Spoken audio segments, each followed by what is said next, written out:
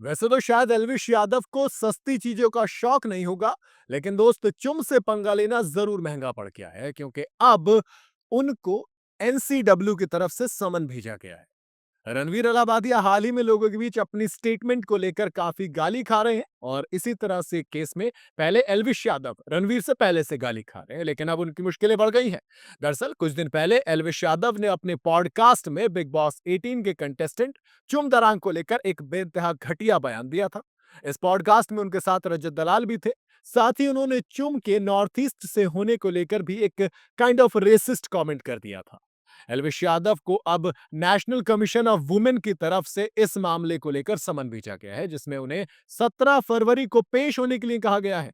दरअसल एल्विश ने चुम के नाम का और उनकी फिल्मों का मजाक उड़ाया, तो वो भी बहुत ही घटिया तरीके से। यूट्यूबर ने कहा कि उसके तो नाम में ही अश्लीलता है।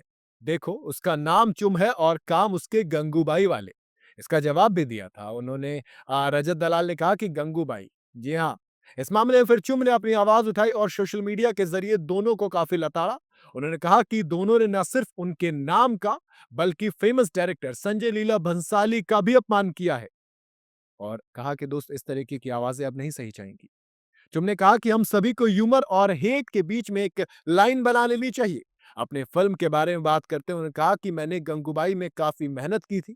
हालांकि बाद में एक स्टेटमेंट जो आई वो कंट्रोवर्शियल थी, तो उस क्लिप को उस वीडियो से हटा लिया।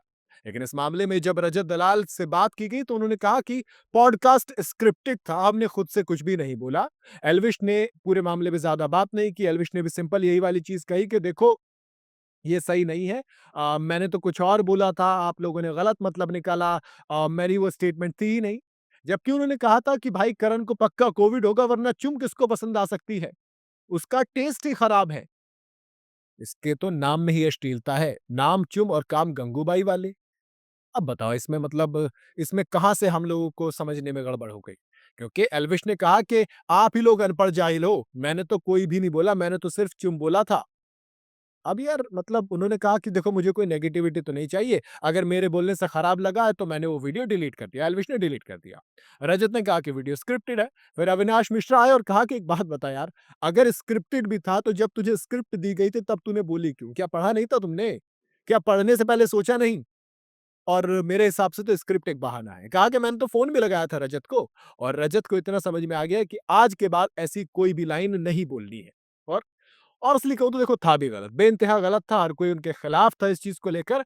अपनी उल्टी-सीधी जस्टिफिकेशन की जगह अगर एल्विश यादव और रजत दलाल सिंपल से माफ़ी माँग लेते तो शायद बात बहुत आसानी से खत्म की जा सकती थी। लेकिन कई बार होता है ना, सस्ती चीज़ों की आदत किसे होती है, तो चीज़ें महँगी पड़ रही हैं तो कोई बात नहीं, शौक है पालिए, और मुँह है तो बोलिए, लेकिन बोलेंगे तो भुगतेंगे भी। फिलहाल तो national commission for women NCW ने समन भेजा है।